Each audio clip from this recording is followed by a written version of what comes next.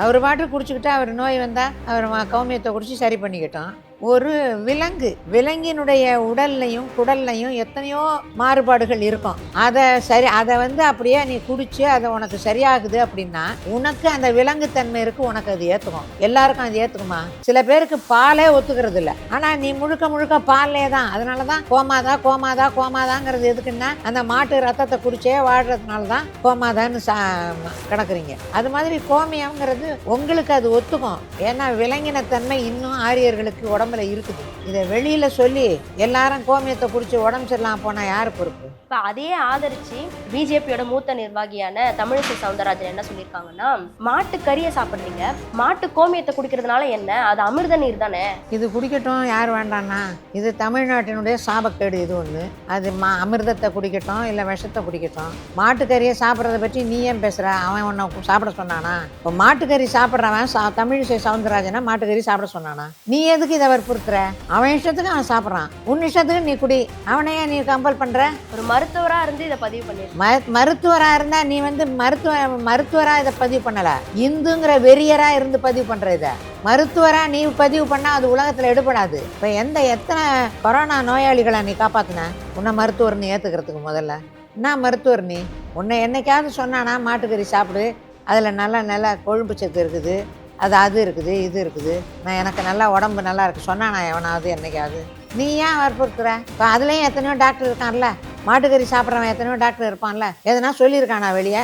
அதான் இந்த ஆதிக்க உணர்வுங்கிறது, ஆரிய உணர்வுங்கிறது. இது ஒரு ஆரிய பெண்மணியும் கிடையாது, ஆனால் அந்த வெறிக்கு ஆளாகி போயிருக்குது. இப்போ அந்த சமஸ்கிருதம் இப்போ அதை பாடுபட்டு வளர்த்து என்ன பண்ண போற? வளரவே மாட்டேங்குது. அது இருக்கிற மொழிகளெல்லாம் அழிச்சிட்டு இப்போ வளர்ச்சிக்காக 2 லட்சம் கோடி 3 லட்சம் கோடி வளர்ச்சி அடைவேன்னு சொல்றான்ல, அவனுக்கு வளர்ச்சி அடையாத மாநிலத்துக்கு கல்விக்காக கொடுக்க வேண்டிய காசை கூட நிறுத்திட்டு ஒரு மழை நிவாரணம் கொடுக்காம, இப்போ மழை பெய்தது, எத்தனையோ விவசாயம் அழிஞ்சு போச்சு. அதையெல்லாம் என்னன்னு பார்த்துக்காம அந்த மக்கள்கிட்ட இருந்து வழி பணத்தை கசக்கி பிழிஞ்சு வாங்கி அதை கொண்டு போய் இப்படி கொடுத்து அந்த ஒரு மாநிலம் வளர்ச்சி அடைஞ்சு அதன் மூலமா 80 சீட்டு உனக்கு கிடைச்சு, இதெல்லாம் என்ன நீ பண்ணிட்டு இருக்கிற? இந்த ஏழை மக்களுடைய காசை கசக்கி பிழிஞ்சு வாங்குற வரியை எடுத்து தேவையில்லாம வேற நாடுகளுக்கெல்லாம் நண்பட, அப்புறம் அந்த நாடுகளுக்கு ஒரு விசிட்டு, அங்க இருந்து ஒரு விருது. என்னையா இது? தேவையில்லாத நாடுகள் எது? அந்த நாடு இருக்கிற இடமே தெரியாத ஒரு நாட்டுக்கெல்லாம் நண்பட யாரு காசை எடுத்து கொடுக்குற? யாரை கேட்டு கொடுக்குற? இங்க மக்கள் இன்னும் 10 வருஷம் 15 வருஷத்துக்கு அரிசி, இலவச அரிசி கொடுக்குறேங்கிற 80 கோடி மக்களுக்கு. அப்போ 80 கோடி மக்கள் பசிப்பட்டினத்துல இருக்காங்க. இரவு உணவு இல்லாம கோடான கோடி மக்கள் இருக்காங்க. அவங்க காசெல்லாம் எடுத்து அந்த வரிப்பணம், கீரை விற்கிறவங்கிட்ட வரிப்பணம் வரி வாங்குற, கெட்டு கீரை வித்து போங்கிற மாதிரி கீரை விற்கிறவங்கிட்ட வாங்குற வரிப்பணம். அந்த பணத்தை எடுத்து அடையாளம் தெரியாத ஏதோ நாட்டுக்கு நன்கொடை கொடுக்குற, அப்புறமா அந்த நாட்டுக்கு நீ போற, அங்க இருந்து விருது வாங்கிட்டு வர்ற. என்ன இது? இதுவரையிலும் எந்த பிரதமரும் இப்படி ஒரு விருது வாங்கியதே இல்லை. எதுக்கு அந்த விருது? காசை கொடுத்து வாங்குறது ஒரு விருதா அது? திருவள்ளுவர் உலகின் மிகச்சிறந்த பேரறிஞர், பெரிய பேராசான். அவர் ஆரியனாகத்தான் இருக்கணும், பிராமணனாகத்தான் இருக்கணும். திருவள்ளுவர் பிராமணரா இருக்கணும். இருந்தாதான் அதை ஏத்துக்க முடியும். இல்ல அப்படின்னா எப்படியாவது ஆக்கணும், பிராமணனா ஆக்கணும், ஆரியனா ஆக்கணும் அப்படின்னு அவங்க. ஆமா, அதுக்கு இந்த காவி தான் முதல் பாயிண்ட். யார் ஒருவன் உலகின் பேரறிஞன் அப்படின்னு இருக்கானோ, தொல்காப்பியனா, திருவள்ளுவனா, கம்பனா, இளங்கோவா, அவன்லாம் ஆரியன், அவன்லாம் பிராமணன். இல்லைன்னா பிராமணனா ஆக்கணும். அதை ஆக்கிறதுக்கான முதல் படி காவி சாயம் பூசணும் அப்படின்னு. காவியாவது பூசி பார்க்கணும். அவ்வளவு தூரம் எதுக்கு? கலாம் அவர் யாரு? இன்றைய உலகத்துல எல்லாருக்கும் தெரிந்த ஒரு மனிதர் அவர். ஆமா, அவருக்கே காவி துணி போட்டு வீணையை கையில கொடுத்து யாரோ ஒரு புலவன் போல ஆக்கி வச்சவங்க தான் அவங்க. இன்று நம்மோடு தமிழ் சைவ பேரவையோட தலைவர் அம்மா கலையரசி நடராஜன் அவர்கள் இருக்காங்க. வணக்கம்மா. வணக்கம். சமீபத்தில் நடந்த திருப்பரங்குன்றம் மலை இருக்குங்க இல்லையா, அதுக்கு ஆப்போசிட்ல சிக்கந்தர் தர்கான்னு ஒன்று இருக்கு. இந்த தர்காவில் காலங்காலமாக அந்த மக்கள் தங்களோட வழிபாட்டை செஞ்சுட்டு இருக்காங்க.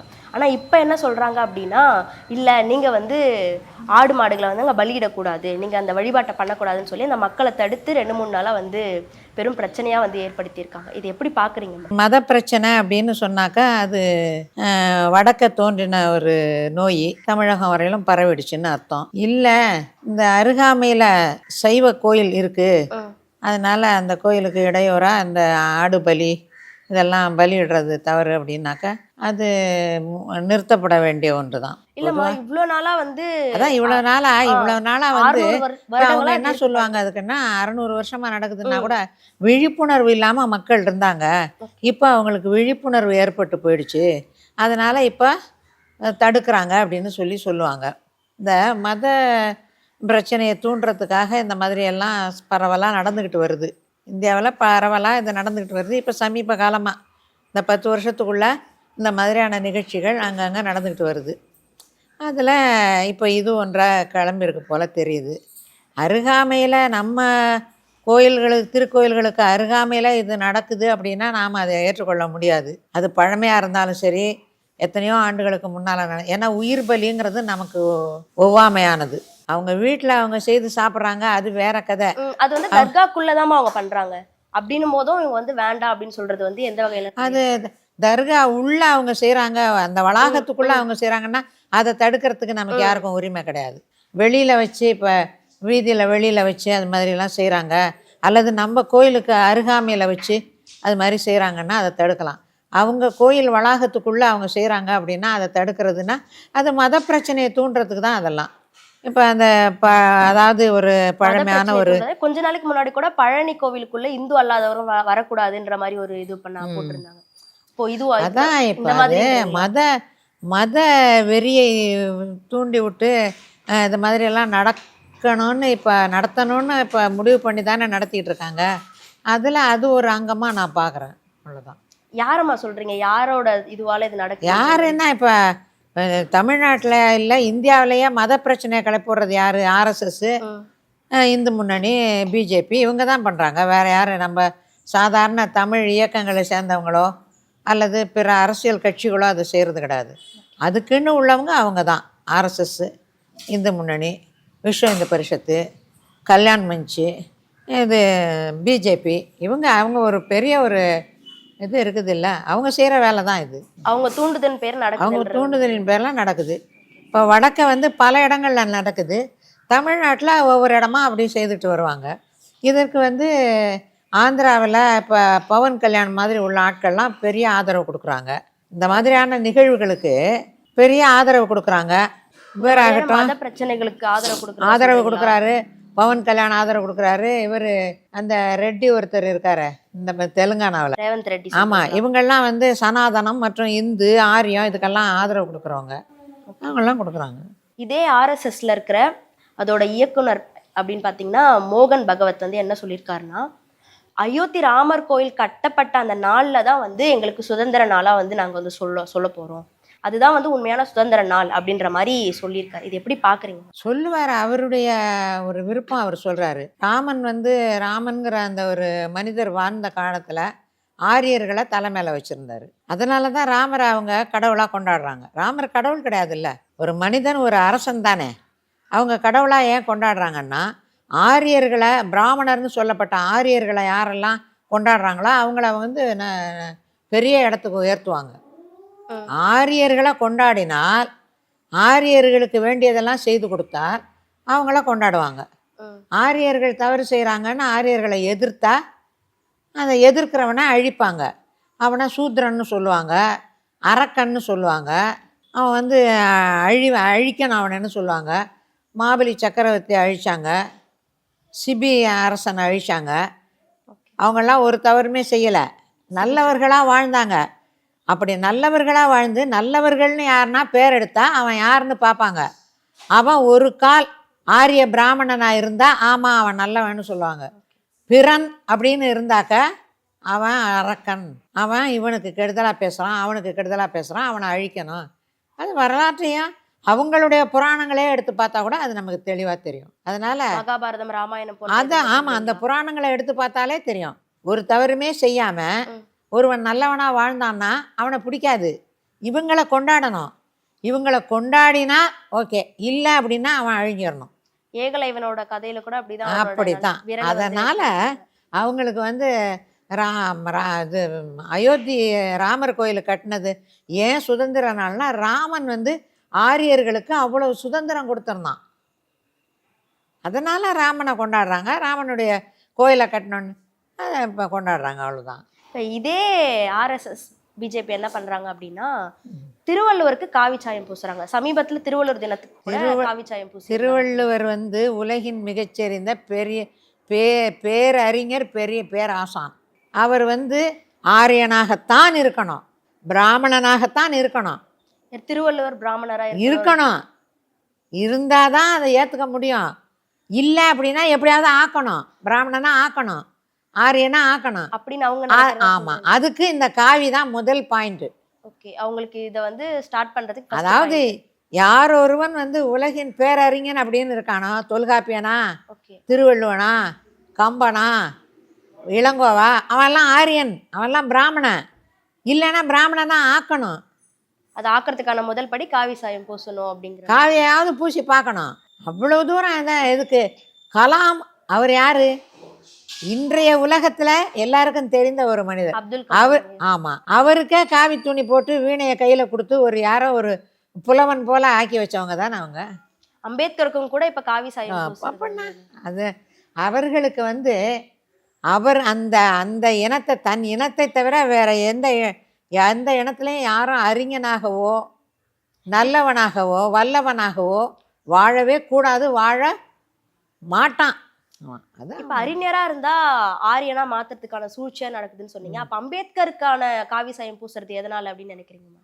ஏன் அம்பேத்கருக்கும் அம்பேத்கர்னா, அம்பேத்கரும் ஒரு பேர் அறிஞர் தானே, சட்ட வல்லுனர் தானே, உலக புகழ் பெற்றவர் தானே. அவரையே ஆரியனா காட்டணும்னு தான் முடியுமா? உலகறிந்தவராக இருக்கிறவரை எப்படி ஆரியனா காட்டுறது? இல்லைனாலும் அவங்க ஆறுதலுக்கு காவியாவது போட்டு பார்க்கலாம். அவர்களுக்கு ஒரு நோய்மா, அது உள நோய், அது புரியுதா? எல்லாரையுமே வந்து ஆரியன். ஆமா, எல்லாத்தையும் காவி மயமாக்கணும். ஐஐடி இயக்குனர் பாத்தீங்கன்னா காமக்கொடி அவர்கள் சமீபத்துல ஒரு நிகழ்வுல என்ன சொல்லியிருக்காருன்னா, காய்ச்சலுக்கு வந்து உகந்த மருந்து, சிறந்த மருந்து வந்து மாட்டு கோமியம் தான், அதை குடிச்சிங்கன்னா காய்ச்சல் சரியாயிடும். அவர் குடிக்கட்டும், நம்ம வேண்டான்னு சொல்லலையே. அவர் பாட்டு குடிச்சுக்கிட்டா அவர் நோய் வந்தா அவர் கோமியத்தை குடிச்சு சரி பண்ணிக்கிட்டோம். அதில் என்ன இருக்குது? இது பொது வெளியில வந்து சொல்ற, பொது வெளியில எதுக்கு சொல்ற?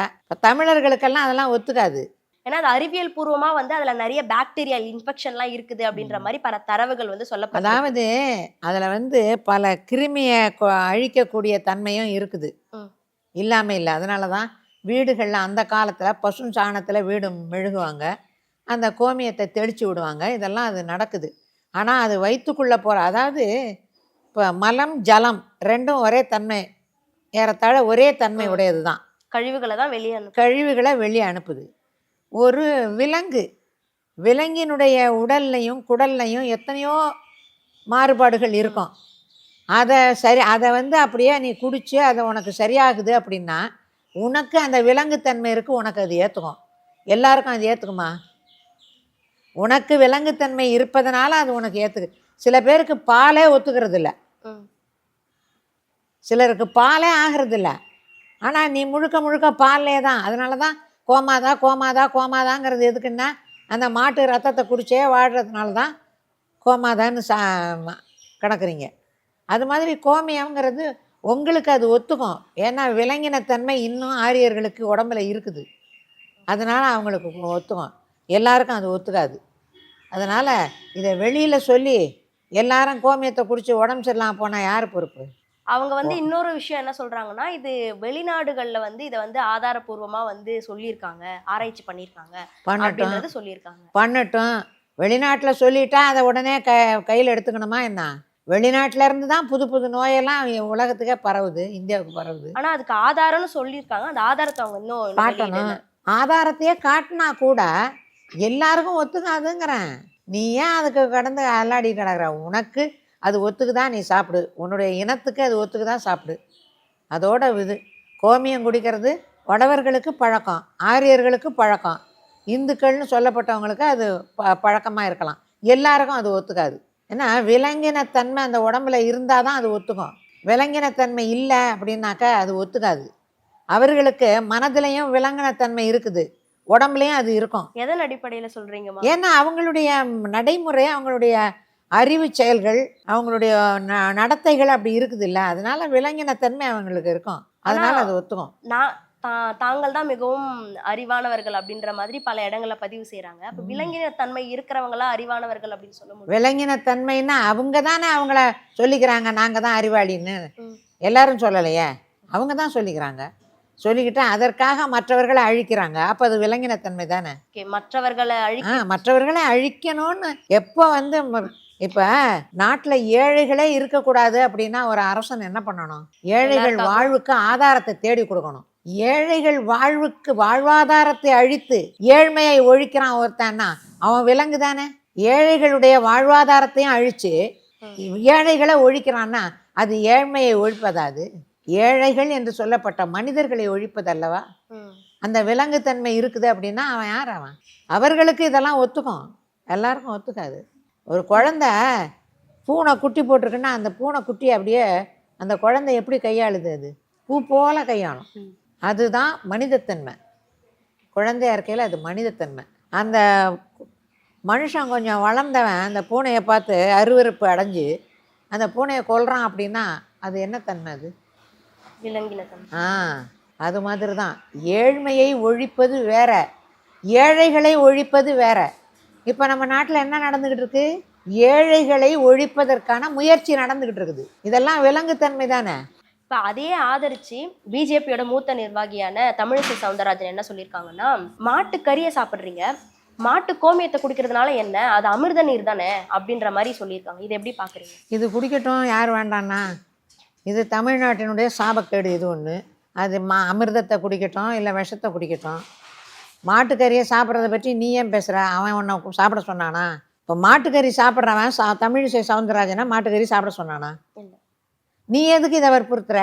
அவன் இஷ்டத்துக்கு அவன் சாப்பிட்றான், உன் இஷ்டத்துக்கு நீ குடி. அவனையே நீ கம்பல் பண்ணுற?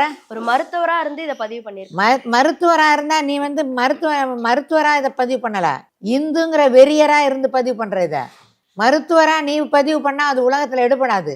இப்போ எத்தனை கொரோனா நோயாளிகளை நீ காப்பாற்றின? உன்னை மருத்துவர்னு ஏற்றுக்கிறதுக்கு முதல்ல நீ எத்தனை கொரோனா நோயாளிகளை உயிரை காப்பாற்றின? என்ன மருத்துவர் நீ? உனக்கு விருப்பமாக இருந்தால் நீ குடிச்சுக்கோ, அவனுக்கு விருப்பமாக இருக்கிறத அவன் சாப்பிட்றான். உன்னை என்னைக்காவது சொன்னானா மாட்டுக்கறி சாப்பிடு, அதில் நல்ல கொழும்பு சத்து இருக்குது, அது இருக்குது, இது இருக்குது, நான் எனக்கு நல்லா உடம்பு நல்லா இருக்குது சொன்னானா எவனாவது என்னைக்காவது? நீ ஏன் வற்புறுத்துற? இப்போ அதுலேயும் எத்தனையோ டாக்டர் இருக்கான்ல, மாட்டுக்கறி சாப்பிட்றவன் எத்தனையோ டாக்டர் இருப்பான்ல, எதனா சொல்லியிருக்கானா வெளியே? அதான் இந்த ஆதிக்க உணர்வுங்கிறது, ஆரிய உணர்வுங்கிறது. இது ஒரு ஆரிய பெண்மணியும் கிடையாது, ஆனால் அந்த வெறிக்கு ஆளாகி போயிருக்குது. இது அதுக்கு என்ன காரணம்னு நினைக்கிறீங்கம்மா? பதவி தான் காரணம், வேற என்ன காரணம்? வேற என்ன ஒரு பொதுநலமா? அது எப்படியாவது ஒரு அடுத்த ஜனாதிபதியாக நம்மளை போட மாட்டாங்களான்னு தான். சீமான் அவர்கள் தொடர்ந்து பல இடங்கள்ல சர்ச்சையா பெரியாரை குறித்து பேசி வராரு. இப்போ அவர் என்ன சொல்லியிருக்காருன்னா, சாஸ்திரத்துல எங்கேயாச்சும் தமிழனை வந்து வேசி மகன் தாசி மகன் சொல்லியிருக்கா? சூத்திரனை தானே சொல்லியிருக்கு, தமிழனை சொல்லியிருக்கா அப்படின்ற மாதிரி கேள்வி எழுப்புறாரு. இது எப்படி? அதாவது தமிழ்ங்கிற எழுத்து முதல்ல அவங்களுக்கு வரல. ஆரியர்கள் வந்த காலத்தில் இந்த நாவலன் தீவாகிய இந்தியாவில் பரதகண்டம் இருக்கட்டும், பரதகண்டம்னே இருக்கட்டும். இந்த பரதன் அப்படின்னா யார் அப்படின்னாக்கா பாண்டியன்னு அர்த்தம். பரதர்கள் அப்படின்னாக்கா மீனவர்கள்னு அர்த்தம். பாண்டியனுக்கு சொந்தமானது தான் இந்தியா முழுவதுமே. இந்த பரத கண்டத்தில் தமிழை மட்டும்தான் இருந்தான் ஆரியன் வரும்போது. பிற மொழியும் எதுவும் கிடையாது, பிற மொழியினரும் கிடையாது. இமயமலை சாரல்ல நாகர்கள்னு ஒரு இனம் இருந்தது, அவர்கள் பேசியது தமிழ். இமயமலை சாரல்ல அவர்கள் பேசியது தமிழ். அப்போ இந்த ஆரியன் வந்திருக்கான். இவங்க சொல்றது போல 2000 ஆண்டுகளுக்கு முன்னால, 3000 ஆண்டுகளுக்கு முன்னால, இல்லை 6000 ஆண்டுகளுக்கு முன்னால, தொல்காப்பியருக்கு முன்னால ஆரியர்கள் வந்திருக்காங்க. எங்கே? இமயமலை சாரல்ல. அப்படி வந்த காலத்துல அங்க வாழ்ந்தவர்கள் தமிழ் பேசிய நாகர்கள். இந்த தமிழ்ங்கிற எழுத்து இவனுக்கு வராது. யாருக்கு? ஆரியனுக்கு. தஸ்யூன்னு சொன்னான். தஸ்யூ என்றால் யார்? தாசன் என்று பொருள். தஸ்யூக்களைத்தான் சூத்திரன்னு சொன்னான், தமிழன்னு சொல்லலை. தமிழன்னு எந்த சாஸ்திரத்துலையும் இல்லை, ரிக்கில் இல்லை, யஜூரில் இல்லை, சாமத்தில் இல்லை, அதர்வணத்துலையும் இல்லை. அதனால் இந்த வாக்குவாதமெல்லாம் செல்லுபடி ஆகாது. அவனுக்கு தமிழ்ங்கிற வார்த்தையே வரல. தஸ்யூ திராவிட் அப்படின்னு தான் அவன் சொன்னான். அதுக்கு பொருளாக வந்து சூத்திரன்னு சொன்னான். சூத்திரன்னு அவன் சொன்னதுக்கு அர்த்தம் என்னன்னா சூழ்திறன் படைத்தவன் இவன்.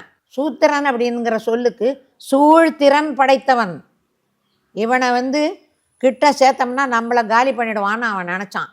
சரி, பிற யாரை கூட தாசி மகன் வேசி மகன் அவன் ஏன் சொல்கிறான்? தமிழன் இல்லைப்பா, வேற யாரை சொல்கிறான்? ஏன் சொல்கிறான்? சூத்திரர்கள்ல தான் போட்டிருக்கு தாசி மகன் வேசி மகன்னு சொல்லி தமிழனை போட்டு. சரி, அந்த சூத்திரன்கிறவன் யார் அப்படின்னா பஞ்சமன்னா யாரு? அவனை கூட இவன் ஏன் தாசி மகன்னு சொல்கிறான், வேசி மகன்னு சொல்கிறான்? இவன் யாரு அப்போ? அதை கேள்வி எழுப்பல அவர். இவன் யாரு? அவனை நம்ம ஒத்துக்கணுமா? அவன் யாரையோ கூட சொல்லட்டும், அவனை ஒத்துக்கணுமா நம்ம? அப்படி ஒருத்தன் இழிவுபடுத்துறான்னா அவனை நாம கேட்க வேண்டாமா என்னன்னு? இப்போ வரி பகிர்வை வந்து நிர்மலா சீதாராமன் வந்து வழங்கியிருந்தாங்க. ஊபிக்கு வந்து 32,000 கோடியும் தமிழகத்துக்கு 7,000 கோடியும் வழங்கியிருந்தாங்க. இப்போ அந்த நிலையில ஊபியில வந்து மகா கும்பமேளா அப்படின்ற நிகழ்வு வந்து நடந்திருக்கு. இது பல வருடங்களுக்கு, அதாவது 144 வருடங்களுக்கு ஒரு முறை நடக்கிற ஒரு பெரிய நிகழ்வுன்ற மாதிரி சொல்றாங்க. அந்த ஊபி அரசு வந்து இந்த நிகழ்வுக்காக 7,000 கோடி அங்க ஒதுக்கி இந்த நிகழ்வை வந்து பண்ணிட்டு இருக்காங்க. அதுல சில நாட்களுக்கு முன்னாடி அங்க பல இடங்கள் வந்து தீயில கருகி இருக்கு அப்படின்றலாம் பார்த்தோம். ஆனா 7,000 கோடி ஒதுக்கி அந்த நிகழ்வை வந்து நடத்திக்கிட்டு இருக்காங்க. இது எப்படி பாக்குறீங்கம்மா? அதாவது நாட்டினுடைய ஏழை மக்களுடைய வரிப்பணம். இந்த நாட்டில் கிறிஸ்தவன் இருக்கிறான், இஸ்லாமியன் இருக்கிறான், பிற மதத்திறவன் எந்தெந்த மதமோ ஏதோ சின்ன சின்ன மதங்கள்லாம் இருக்குதுங்க. எத்தனையோ மதங்களை வந்து இந்து மதம் கபலீகரம் செய்துடுச்சு. செய்தது போக மிச்சம் உள்ள எத்தனையோ மதங்கள் இருக்குது. எல்லா மதத்துக்காரங்கிட்ட இருந்தும் வரிப்பணம் வாங்கி தான் வரி பகிர்வு நடக்குது இல்லையா? இந்தியாவில் இருக்கப்பட்ட மாநிலங்களுக்கெல்லாம் அதை தான் பகிர்ந்து கொடுக்கணும், எல்லா மக்களுடைய வரிப்பணம். இப்போ நம்ம தமிழ்நாடு அரசு ஒரு கோயில் கட்டுறதுக்கு ஒரு 10 லட்சம் கொடுக்குது அப்படின்னாக்க அதில் இந்துவினுடைய காசும் இருக்கும், கிறிஸ்தவனுடைய காசும் இருக்கும், இஸ்லாமியரோட காசும் இருக்கும் இல்லையா? எல்லாருடைய காசும் இருக்கும். அதே மாதிரி இப்போ இஸ்லாமிய கோயில்களுக்கு இந்த கஞ்சி, நோன்பு கஞ்சி ஊற்றுறதுக்கு காசு கொடுக்குதுன்னா அதில் எல்லா மதத்தினருடைய காசும் இருக்குது. வரிப்பணங்கிறது அப்படி தான் வருது அரசாங்கத்துக்கு. அதை எடுத்து நீ வந்து பகிர்வு பண்ணும்போது வளர்ச்சி பெற்ற மாநிலங்களுக்கு குறைவு அப்படின்னு கொடுக்குற, வளர்ச்சி அடையாத மாநிலம்னு சொல்லிட்டு அதிகமாக கொடுக்குற. அதாவது இப்போ தமிழ்நாடு வளர்ச்சி பெற்ற மாநிலம் அப்படின்னு சொல்லிட்டு இந்த காசு பூரா எடுத்து ஊபியில் போட்டு அந்த வளர்ச்சிக்காக கொடுக்குற காசில் இந்த மத நிகழ்ச்சி நடத்துறது. முதல்வர் என்ன சொல்றாரு அப்படின்னா, யோகி என்ன சொல்றாரு அப்படின்னா, இந்த 7,000 கோடி செலவழிச்சா எங்களுக்கு 2 லட்சம் கோடியில இருந்து 4 லட்சம் கோடி வரைக்கும் எங்களுக்கு கிடைக்கும் அப்படின்றாங்க. அப்ப இந்த அளவுக்கு தாராளமா ஒரு மாநிலம் இருக்குன்னா அவங்களுக்கு எதுக்கு இவ்வளவு கொடுக்கணும் அப்படின்ற மாதிரி பல விமர்சனங்கள் வருது. அதாவது அந்த இந்து மதத்தை வளர்க்கறதுக்காக தான், சமஸ்கிருதத்தை வளர்க்கறதுக்காக தான் இது. அவங்க லாபம் சம்பாதிச்சு நாட்டு மக்களுக்கு பகிர்றதுக்காக அல்ல, அவர்களுடைய மதத்துக்காகவும் அவர்களுடைய மொழி அப்படின்னு அந்த வடமொழி சமஸ்கிருதம். இப்போ அந்த சமஸ்கிருதம் வந்து இப்போ அதை பாடுபட்டு வளர்த்து என்ன பண்ண போகிற? வளரவே மாட்டேங்குது. அதை வளர்த்து என்ன பண்ண போகிற? இருக்கிற மொழிகளெல்லாம் அழிச்சிட்டு இப்போ வளர்ச்சிக்காக 2 லட்சம் கோடி 3 லட்சம் கோடி வளர்ச்சி அடைவேன்னு சொல்கிறான்ல, அவனுக்கு வளர்ச்சி அடையாத மாநிலத்துக்கு கல்விக்காக கொடுக்க வேண்டிய காசை கூட நிறுத்திட்டு ஒரு மழை நிவாரணம் கொடுக்காம, இப்போ மழை பெய்தது எத்தனையோ விவசாயம் அழிஞ்சு போச்சு. அதையெல்லாம் என்னன்னு பார்த்துக்காம அந்த மக்கள்கிட்ட இருந்து வழிப்பணத்தை கசக்கி பிழிஞ்சு வாங்கி அதை கொண்டு போய் இப்படி கொடுத்து அந்த ஒரு மாநிலம் வளர்ச்சி அடைஞ்சு அதன் மூலமாக 80 சீட்டு உனக்கு கிடச்சி, இதெல்லாம் என்ன நீ பண்ணிகிட்ருக்குற? இந்த ஏழை மக்களுடைய காசை கசக்கி பிழிஞ்சு வாங்குகிற வரியை எடுத்து தேவையில்லாமல் வேறு நாடுகளுக்கெல்லாம் நன்கொடை, அப்புறம் அந்த நாடுகளுக்கு ஒரு விசிட்டு, அங்கேருந்து ஒரு விருது. என்னையா இது? தேவையில்லாத நாடுகள் எது? அந்த நாடு இருக்கிற இடமே தெரியாத ஒரு நாட்டுக்கெல்லாம் நன்கொடை. யார் காசை எடுத்து கொடுக்குற? யாரை கேட்டு கொடுக்குற? இங்கே மக்கள் வந்து இன்னும் 10 வருஷம் 15 வருஷத்துக்கு அரிசி, இலவச அரிசி கொடுக்குறேங்கிற 80 கோடி மக்களுக்கு. அப்போ 80 கோடி மக்கள் பசிப்பட்டினத்தில் இருக்காங்க, இரவு உணவு இல்லாமல் கோடான கோடி மக்கள் இருக்காங்க. அவங்க காசெல்லாம் எடுத்து அந்த வரி பணம் கீரை விற்கிறவங்ககிட்ட வரி பணம் வரி வாங்குற. கீரை விற்கிறான் ரோட்டில், கெட்டு கீரை விற்று போங்கிற மாதிரி கீரை விற்கிறவங்ககிட்ட வாங்குற வரி பணம். அந்த பணத்தை எடுத்து அடையாளம் தெரியாத ஏதோ நாட்டுக்கு நன்கொடை கொடுக்குற. அப்புறமா அந்த நாட்டுக்கு நீ போகிற, அங்கேருந்து விருது வாங்கிட்டு வர்ற. என்ன இது? இதுவரையெல்லாம் எந்த பிரதமரும் இப்படி ஒரு விருது வாங்கியதே இல்லை. எதுக்கு அந்த விருது? காசை கொடுத்து கொடுத்து வாங்குறது ஒரு விருதா அது? அது மாதிரி இந்த மாநிலத்தினுடைய கல்வி காசையெல்லாம் நீ சுரண்டி ஊப்பிக்கு கொடுத்து அங்கே ஒரு இந்து விழா. நியாயமாக இல்லை? ஏன்னா இங்க ரொம்ப பெரிய வெள்ளம் வந்தப்போ நம்ம கேட்குறப்ப நம்ம கேட்ட தொகையை வந்து கொடுக்கல. எப்பவும் கொடுக்கல, எப்பவுமே கொடுக்கல. இந்தியா சுதந்திரம் அடைஞ்சதுலேருந்தே கொடுக்கல. காங்கிரஸாக இருந்தாலும் சரி, பிஜேபியாக இருந்தாலும் சரி, கொடுக்க மாட்டான். வடநாட்டுக்காரன் அவன் வாழ்க்கையை தான் அவன் பார்ப்பான், அவன் சுயநலத்தை தான் அவன் பார்ப்பான். தென்னாட்டுக்கு ஒன்றுமே செய்ய மாட்டான். சந்திரபாபு இப்போ காவடி எடுத்துக்கிட்டு இருக்கிறான். இன்னும் கொஞ்ச நாள் ஆனோன்னு தெரியும் அவன் கதை. இவ்வளோ நேரம் நீர்த்திரையோட இறைஞ்சி பல கேள்விகளுக்கு அருமையாக பதில் சொன்னீங்க. நன்றி.